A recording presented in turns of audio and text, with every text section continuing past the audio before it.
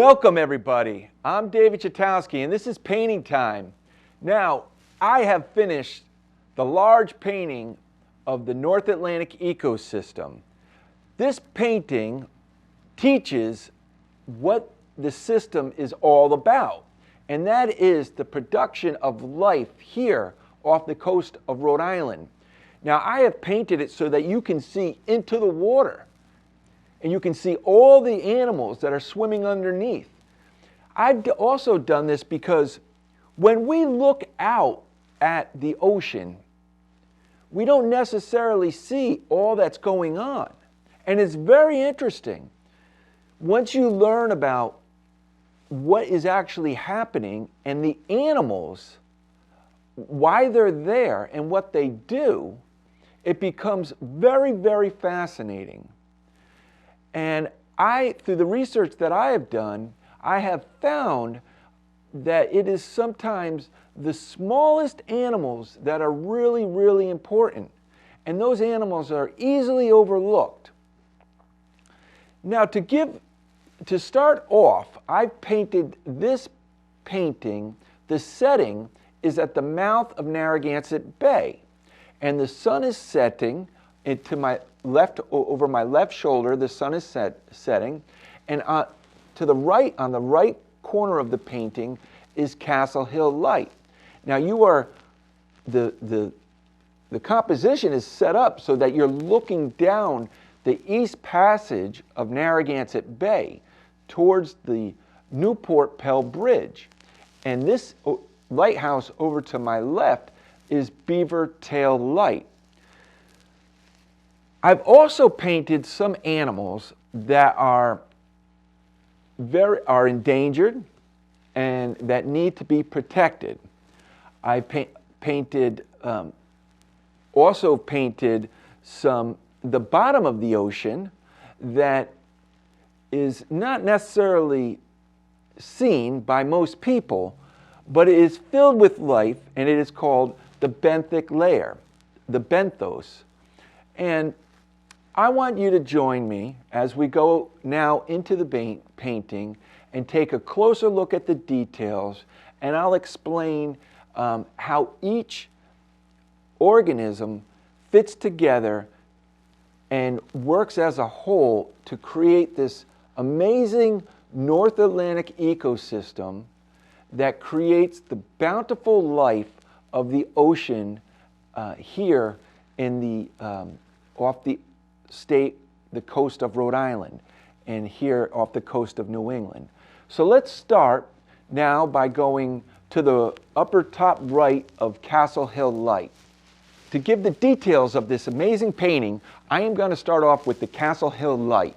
The Castle Hill Light is on the eastern, is a navigational aid to mark the east passage of Narragansett Bay, and it is built right into the rocks there, right in front of the Castle Hill Light. And you can see that the light is on because in this painting, this is sunset. So the sun is setting and now the light has turned on. Right in front of it is a blackback gull, and the great blackback gull. And they can be seen if you go down to the ocean here, here in the North Atlantic. They're a very large gull. They're strong flyers, and you can see he's got a black back with a white, like a white outline on his wings, and the underside is snow white. Now, those great blackbacks feed on fish and smaller marine animals like crabs. Below him is a whale, and it's called the minke whale. This whale right here. This minke whale grows to about 35 feet in length, and it is the smallest member of the great whales. And they are here off the coast of Rhode Island, and they're here because they're feeding on copepods, and also they're chasing herring and menhaden and mackerel. So in this painting, right in front of the minke whale is a green area, and that represents plankton. The plankton are small sea plants which convert sunlight through a process called photosynthesis, and they make sugar. And they also produce oxygen. The plankton in the ocean produces 80% of the oxygen that is on Earth. A lot of people don't know that. Below them, in this red area, is called copepods. Copepods are small shrimp-like animals that are feeding on the plankton, the small sea plants. So you have the plankton, which is small sea plants that feed on the sunlight, and then below them you have the copepods, which are these shrimp-like animals, and they feed on the plankton. Now, feeding on the small little shrimp-like animals is this whale, and this is the mother right whale, and this is her calf, and these are right whales, and they're very endangered.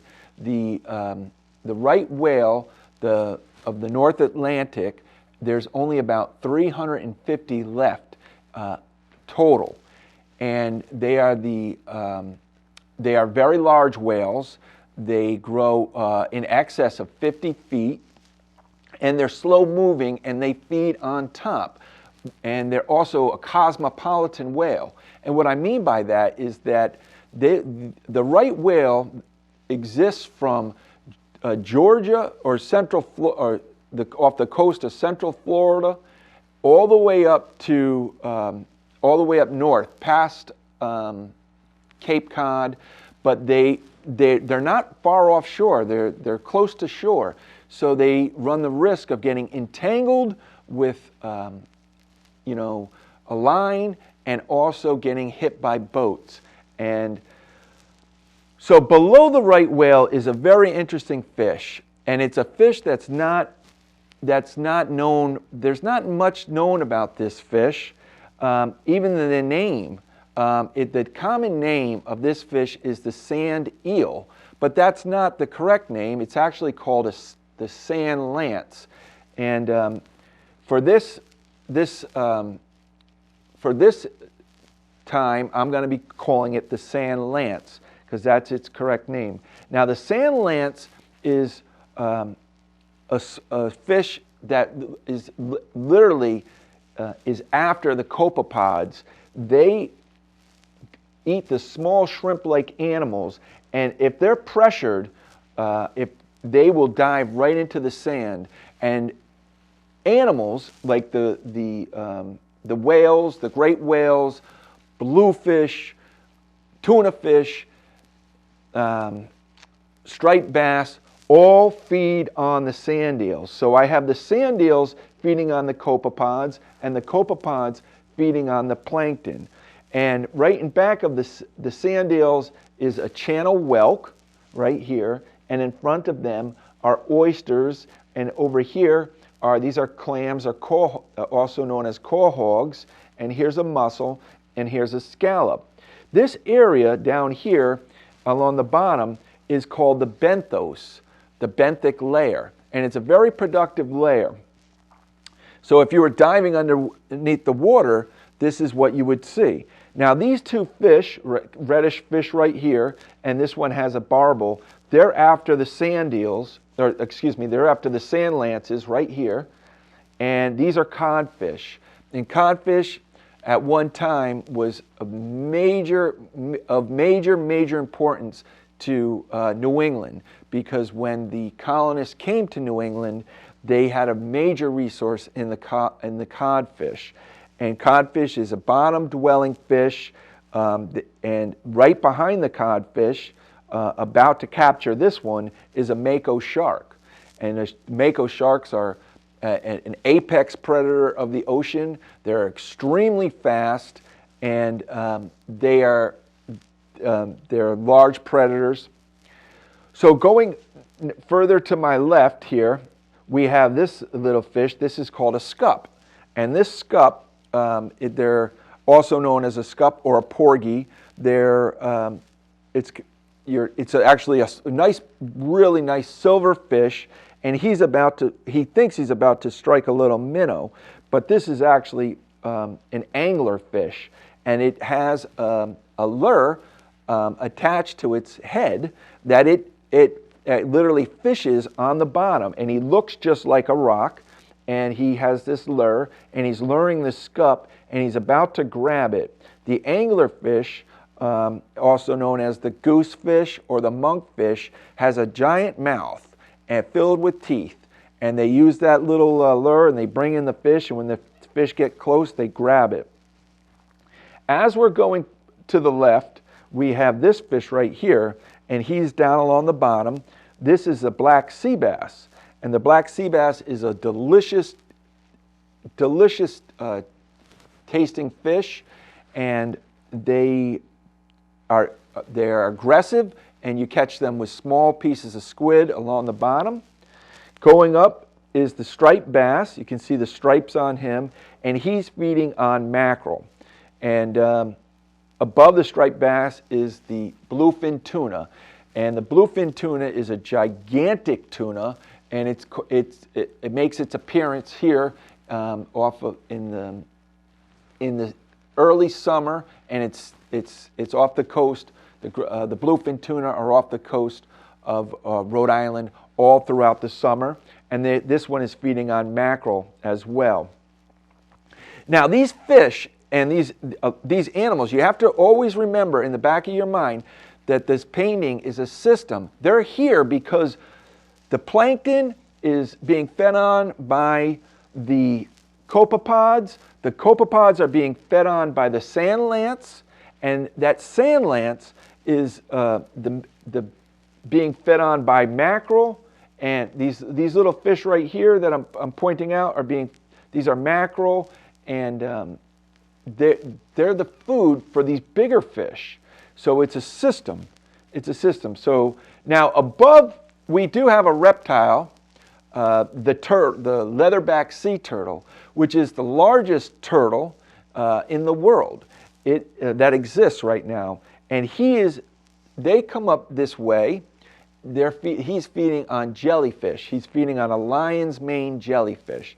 So and it's called the leatherback sea turtle because its back it's dark and it looks like leather. Above the leatherback sea turtle are what is called the common dolphin. And the common dolphin is exquisitely marked. They have this cream coloration along the side of their face, and they also have a dark black back, and they're also known as a saddleback dolphin. But these are exquisitely marked, and here in the summer there can be pods, and especially in the late fall, they can be pods of hundreds of common dolphin, chasing the bait, the menhaden. And now, tucked away right back here is a bluefish. This bluefish is a big fish, and it's aggressive, and they feed on the mackerel.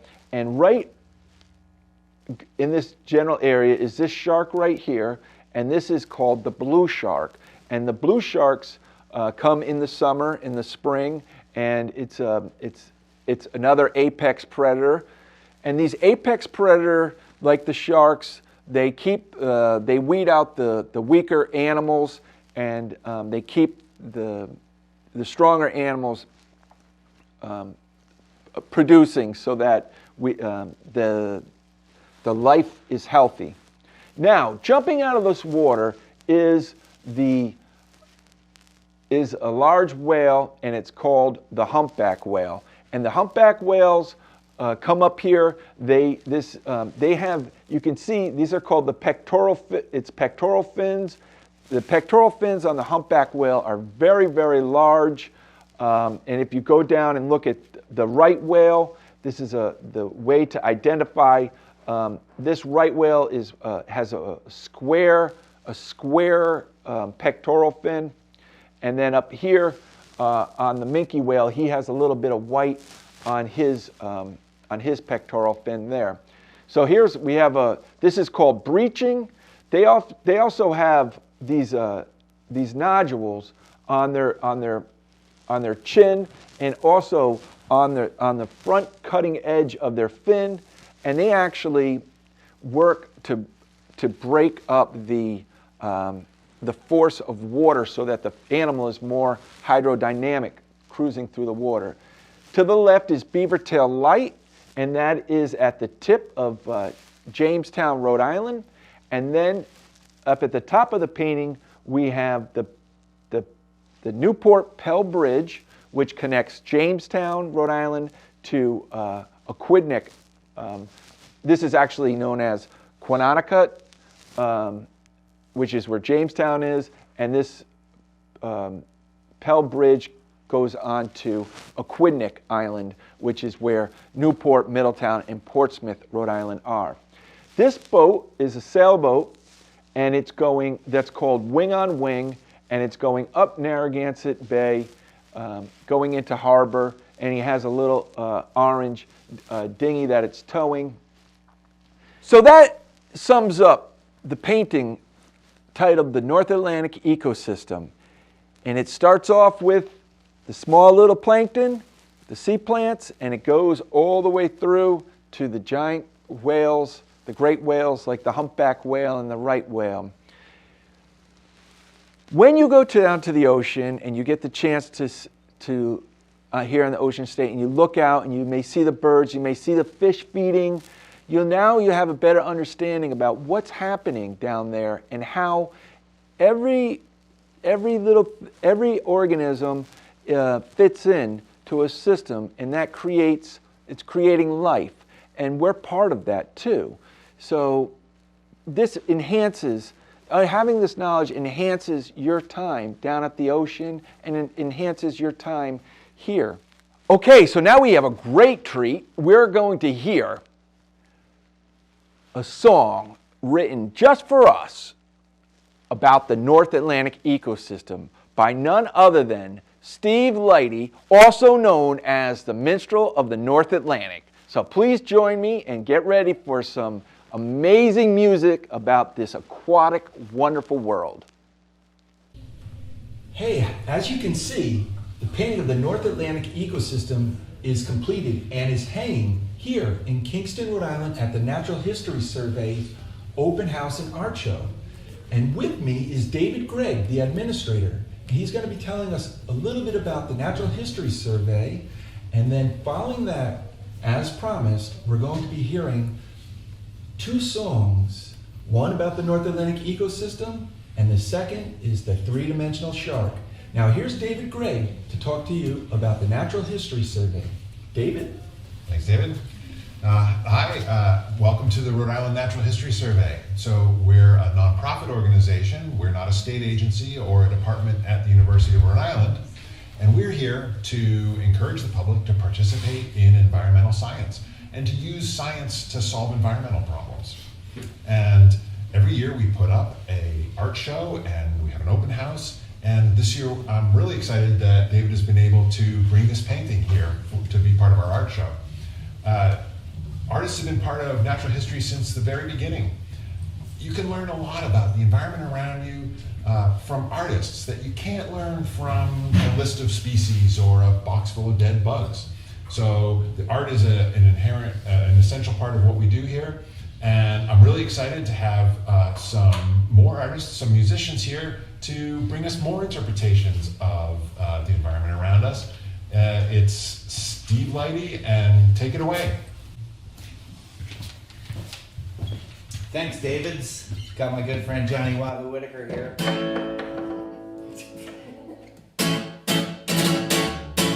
Let's praise the sun. It starts right up there. Let's praise the sun. It fuels life down here. The North Atlantic ecosystem wouldn't be much without for the rays of the sun. We can thank the light for the chemical reactions that feed the tiny plankton. Plankton blooms, drifts to and fro. Here comes the salmon, always on the go. They feed on copepods, drifting in the night, but always a bigger fish swims by. Look out, salmon, hear the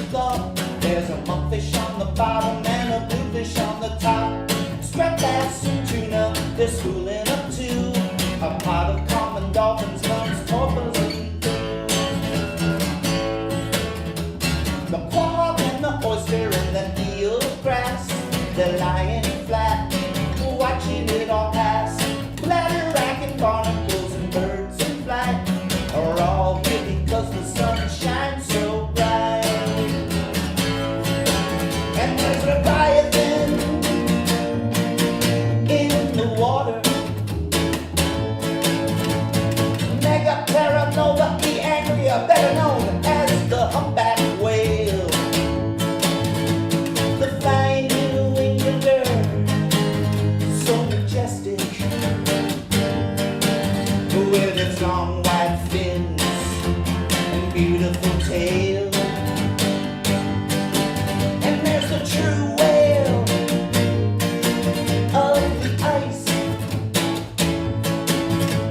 the right whale, victim of man. There's only 300 left. We gotta save them. We gotta give them sea room and a free place to swim.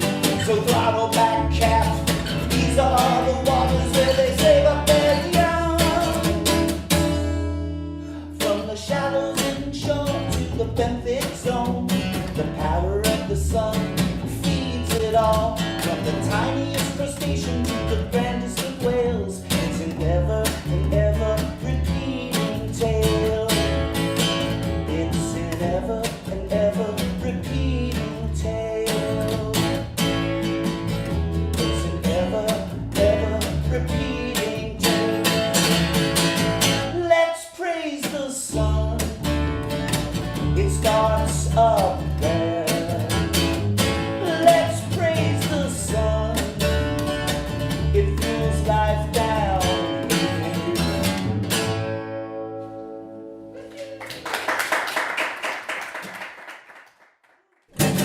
It's a three-dimensional shark. It's got three-dimensional teeth. It's got three-dimensional dorsal fin, and it's swimming right off of the beach. It's a three-dimensional shark. Its bite is worse than its bark. Well, it's a three-dimensional shark. It's a three-dimensional shark. One dimension is a fishing line. 2 dimensions is a flounder in the sand. 3 dimensions is a space and time. When the great white shark breaks the surface of the water and it's flying through the air, bluefish beware. Well, it's a 3-dimensional shark. It's a 3-dimensional shark. He's got 3-dimensional eyes. He's got a 3-dimensional heart. He's got Amphili and Lorenzini. He sees 3 dimensions in the dark. Well, he's a 3-dimensional shark. His bite is worse than his bark. Well, he's a 3-dimensional shark. He's a 3-dimensional shark. 1 dimension is a line of surf. 2 dimensions is the crest of the wave. 3 dimensions is a time and place. Explosion from the water. Sharks in the air. Apex predator. Well, it's a 3-dimensional shark. It's a 3-dimensional shark. It's a 3-dimensional shark. Well, it's a 3-dimensional shark.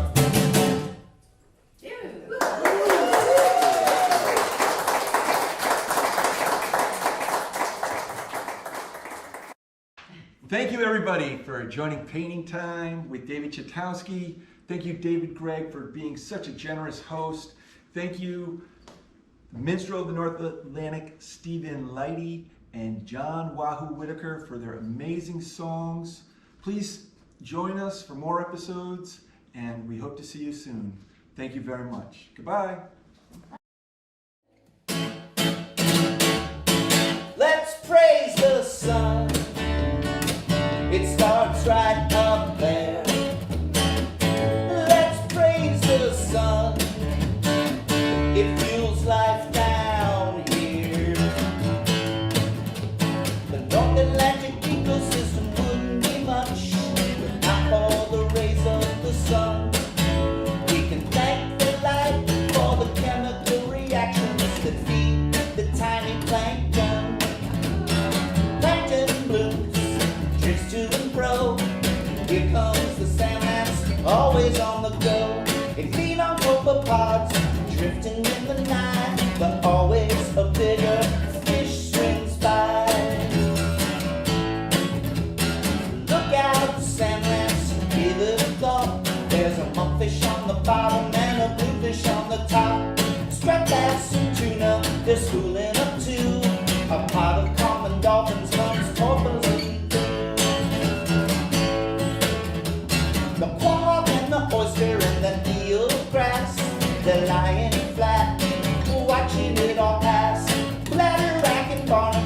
bird